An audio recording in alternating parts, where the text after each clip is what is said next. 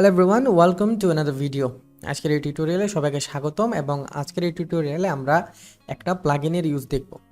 এটা কোনো beginners tutorial না, এটা হচ্ছে যারা অলরেডি কাজ করতেছেন কিংবা নলেজ আছে তাদের জন্য এই ভিডিওটা। কারণ আজকে আমরা যেটা দেখব একটা জাভাস্ক্রিপ্ট প্লাগইন, সেটা আপনার খুবই কাজে আসবে যখন একটা স্মুদার ওয়েবসাইট তৈরি করবেন।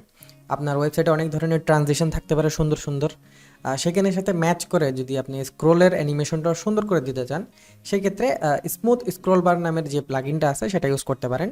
এবং সেটা কীভাবে ইউজ করতে হয় সেটাই আমি আপনাদেরকে দেখাবো। আচ্ছা, স্মুথ স্ক্রোলবারের অনেকগুলো প্লাগইন আছে, তার মধ্যে এটা হচ্ছে শুধু জাভাস্ক্রিপ্ট প্লাগইন। এখানের মধ্যে কোনো ডিপেন্ডেন্সিস নাই, কোনো লাইব্রেরি আপনাকে ইউজ করতে হবে না, anyway you can use it. আচ্ছা, তো সেটার জন্য একটা ওদের অফিসিয়াল ওয়েবসাইট আছে স্মুথ স্ক্রোলবার, এটার নামই স্মুথ স্ক্রোলবার। এবং এখান থেকে আপনি ডাউনলোড করে নিতে পারেন, এটা গিটহাব থেকে ডাউনলোড করে নিতে পারেন, কিংবা এখান থেকে npm দিয়ে যদি ইনস্টল করতে চান সেখানে ইনস্টল করতে পারেন। It's totally up to you.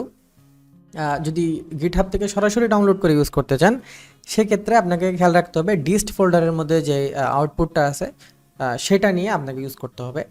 And সাথে সাথে এখানের মধ্যে এসে এখানে অনেকগুলো অপশন অ্যাভেলেবেল আছে। যদি এই ওয়েবসাইটটা যদি ভবিষ্যতে অ্যাভেলেবেল নাও থাকে গিটহাবের আন্ডারেই, কিন্তু তারপর অ্যাভেলেবেল যদি না থাকে সেক্ষেত্রে আপনি সরাসরি গিটহাবে গিয়ে ডাউনলোড করতে পারেন। আচ্ছা, তো এটা গেলে হচ্ছে কোথা থেকে ডাউনলোড করবেন এবং কোন জায়গায় এই প্লাগইনটা খুঁজে পাবেন। এখন আসি হচ্ছে সেটা কীভাবে ইউজ করবেন। ইউজ করার জন্য আমি একটা ডামি ওয়েবসাইট এখানে তৈরি করে রাখছি। এটা কোনো মানে জাস্ট ফর টিউটোরিয়াল পারপাস, যে এটা হচ্ছে একদম করকরে একটা ওয়েবসাইট এবং নর্মালি এরকমই থাকে, এটা তো কোনো সমস্যা নেই। বাট স্মুদার স্ক্রোলিংয়ের জন্য এখন আমাদেরকে কী করতে হবে, কয়েকটা বিষয় খেয়াল রাখতে হবে। প্রথমে তো প্লাগইন ডাউনলোড করে ফেলবেন, প্লাগইন ডাউনলোড করে আপনার যে নির্দিষ্ট ফোল্ডার আছে সেই ফোল্ডারের মধ্যে রাখবেন। ওকে, আচ্ছা, তো আমি এখন একটু কোডে চলে যাই। এখানে হচ্ছে স্মুথ স্ক্রোলবার প্লাগইনটা আমার একদম মেইন ফোল্ডারের মধ্যে আছে এবং এর সাথে index.html। তো সর্বপ্রথমে আমাদের যেটা কাজ, এখানে হচ্ছে আমাদেরকে লিঙ্ক করে ফেলতে হবে স্মুথ স্ক্রোলবারটা। ঠিক আছে, স্মুথ লিঙ্ক করে আমরা ফেললাম। যেখানে আপনার অ্যাসেটগুলো থাকে কিংবা যেখানে আপনি পাথ দিতে চান দিয়ে দিবেন, সমস্যা নেই। আর এগুলো ইগনোর করেন, এগুলো হচ্ছে বুটস্ট্র্যাপ, এগুলো কোনো ডিপেন্ডেন্সিস নেই, এগুলো আমি কেটে দিলেও কাজ করবে, এগুলো সমস্যা নেই। জাস্ট দিছি template, dummy template or blank template ওটা ইউজ করার জন্য। আচ্ছা, এটা ইউজ করার পরে উইন্ডো ডট লোড আমি দিয়ে রাখছি। It's totally up to you, না ইউজ করলেও কোনো সমস্যা নেই, ইউজ করা রিকমেন্ডেড না। আচ্ছা, তো এগুলো হচ্ছে সবগুলো একটা একটা ছোটো ছোটো সেকশন, এগুলো ইগনোর করেন। জাস্ট একটা পেজটা লম্বা করার জন্য আমি একটা তৈরি করছি। আচ্ছা, তো প্লাগইনটা যদি আপনি বডির মধ্যে ডাইরেক্ট দিয়ে দেন তাহলে কিন্তু একটু সমস্যা করবে, একটু কনফ্লিক্ট করতে পারে বডির হাইটের সাথে। কারণ কি করে, এটা একটা আলাদা একটা র্যাপার নিয়ে যেটাতে আপনি ইউজ করবেন তার উপরে, যেমন আমি যদি বডিতে ইউজ করি বডির উপরে একটা র্যাপার নেবে, অর্থাৎ HTML এর নিচে একটা র্যাপার নিয়ে সেটার মধ্যে কাজ করবে। আর যদি আমি দেই হচ্ছে এর ভিতরে আলাদা একটা ডিভ সেকশন নিয়ে সেখানের মধ্যে দেই, সেক্ষেত্রে এটা ডিভের উপরে অর্থাৎ বডির ভিতরে, ঠিক আছে, বডির ভিতরে একটা আলাদা সেকশন নিয়ে কাজ করবে। তো এত ডিপারে না যাই, একটু এটা ডিবাগ করলেই দেখতে পারবেন। আমি জাস্ট কীভাবে করতে হবে সেটাই শিখে দিচ্ছি। আমি একটা আইডি নিছি, আপনি ক্লাস নিতে পারেন, কোনো সমস্যা নেই। এটা জাস্ট আইডি হচ্ছে স্পেসিফিক করার জন্য। আর একটা আপনার ভার্টিক্যাল হাইট, আই মিন যে কোনো একটা জিনিসের হাইট নির্ধারণ করে রাখতে হবে। তো নর্মালি কী হয় যে আমাদের পুরো স্ক্রিনের হাইট পাওয়ার জন্য ভিউপোর্ট হাইটটা আমরা নেই।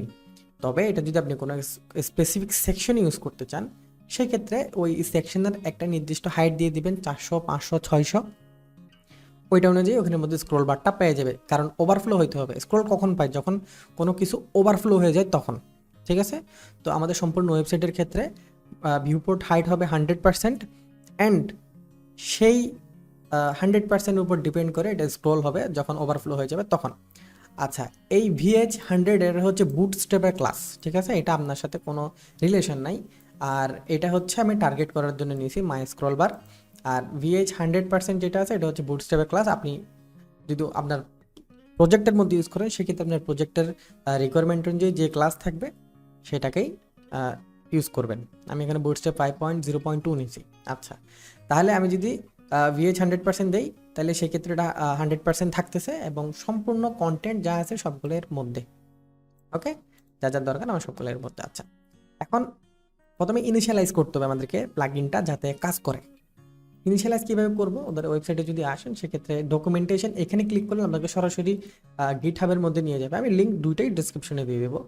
তো গিটহাবেটাও দিয়ে দিব আর যে ওয়েবসাইটটা আছে সেটাও দিয়ে দিব। আচ্ছা, তো এখন হচ্ছে এখানের মধ্যে আপনি যদি নিচে যান সেক্ষেত্রে এটা পাবেন, অথবা আপনি যদি এখানে আসেন সেই ক্ষেত্রেও কিন্তু এসে অপশনগুলো পাবেন। কোন জায়গায় জানি, এই যে এখানে অপশনগুলো আছে। ওকে, তো এই অপশনগুলা, ঠিক আছে, এই অপশনগুলো আপনাকে ইউজ করতে হবে।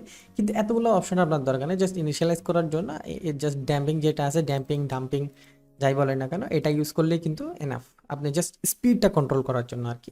বাকিগুলো আপনি এক্সপেরিমেন্ট করে দেখতে পারেন, সমস্যা নেই। আমি জাস্ট আপনাকে দেখা দিচ্ছি কেমন ইউজ করতে হয়। তো আমাদের ওয়েবসাইটটা কিন্তু এখন আমরা একটু চেক করি যে একটু কিন্তু করকরে অবস্থায় আছে, ঠিক আছে, যেরকম নর্মাল অবস্থায় থাকে, যে দিতেছি যে এখানে আটকে দিচ্ছে, যে আটকে দিচ্ছে, স্মুথ না। আচ্ছা, তো এখন আমরা কি করব, আমরা এখানের মধ্যে প্লাগইনটা ইনিশিয়ালাইজ করব।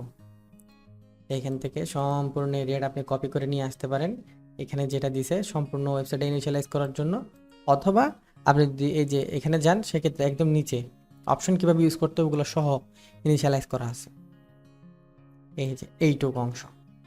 ঠিক আছে, প্রথমে একটা ভেরিয়েবল দিয়ে এটাকে দিয়ে দিল নতুন করে, এবং সেখানের মধ্যে ইনিশিয়ালাইজ করে দিল ডকুমেন্ট কোয়েরি সিলেক্টর দিয়ে একটা সিলেক্টর নিয়ে নিছে। আপনি এটা জাস্ট যদি প্রয়োজন হয় সেক্ষেত্রে আপনি সিলেক্টর দিতে পারেন, সমস্যা নেই। আমি ক্লাস সিলেক্টরও দিতে পারেন, কোনো সমস্যা নেই। এরপর হচ্ছে অপশন অবশ্যই অবজেক্ট আকারে বসে, যেহেতু মাল্টিপল অপশনস থাকে সেক্ষেত্রে। তো আমরা সেটা লিখে ফেলি। ঠিক আছে, এটা নিয়ে আসছি আমরা। এখন অপশনসের জায়গায় শুধুমাত্র আমি একটা কার্লি ব্রেসেস দিয়ে দিব, এবং সেখানের মধ্যে ড্যাম্পিং মানে আছে, ড্যাম্পিং, এই যে ড্যাম্পিং কোথায় গেল সেটা, এই যে ড্যাম্পিংটা কেন দিব সেটা আমরা একটু দেখব। এই যে আমরা যদি এখন এখানে আসি তাহলে এটা কিছু হয় না। এখন আমি সেভ দিব, এই যে সেভ দিলাম। আমার কিন্তু এই যে লাইভ যেটা আছে, লাইভ ভিউ কিন্তু অন আছে, ঠিক আছে, গো লাইভ যেটা লেখা থাকে আর কি। এই যে আমি যখন স্ক্রোল করি তাহলে দেখেন এই যে এটা স্মুথ স্ক্রোল পাচ্ছে, কিন্তু এটা কিন্তু অনেক বেশি স্মুথ না, ঠিক আছে। এর চেয়েও অনেক বেশি ওদের ওয়েবসাইটের মধ্যে অনেক স্মুথ বানানো যায়, যে অনেক স্মুথ। এরকম স্মুথ বানানোর জন্য ড্যাম্পিংটা ইউজ করতে হবে, ঠিক আছে। ড্যাম্পিং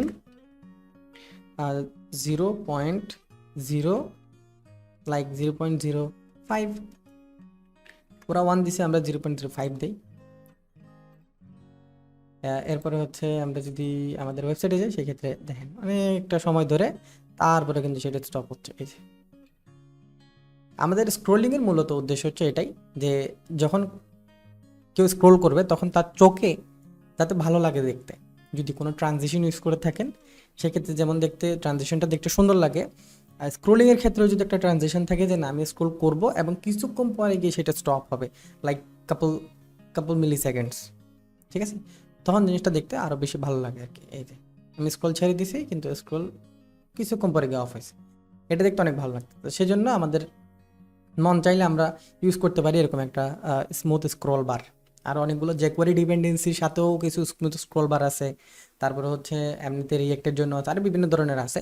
বাট এটা হচ্ছে যারা ডাইরেক্ট জাভাস্ক্রিপ্টের জন্য, এবং এটা যে কেউ ইউজ করতে পারে নিজের প্রজেক্টের জন্য হোক কিংবা প্রফেশনাল কোনো প্রজেক্টের জন্য হোক। ঠিক আছে, আশা করি আপনারা ইউজ করতে পারবেন ইন ফিউচার। যদি ইউজ করে থাকেন সেক্ষেত্রে আমাকে জানাবেন যে আপনার টিউটোরিয়াল দেখে শিখছি এবং ইউজ করছি, তাহলে ভালো লাগবে আর কি। কমেন্ট সেকশন ওপেন আছে সবার জন্য, আশা করি শিখতে পারছেন। আর এক্সপ্লেনেশন আমি দেওয়ার ট্রাই করছি, এবং পরবর্তী টিউটোরিয়ালে আমরা আরও নতুন কিছু শিখবো আশা করি। সবাই লাইক অ্যান্ড সাবস্ক্রাইব করে রাখবেন চ্যানেলকে, যাতে ইন ফিউচার আরও ভালো ভালো কন্টেন্ট আপনাদের জন্য নিয়ে আসতে পারি। So thank you so much for watching this video. Don't forget to follow and subscribe to my YouTube channel, and I will see you in the next episode. Till then, take care. Bye bye.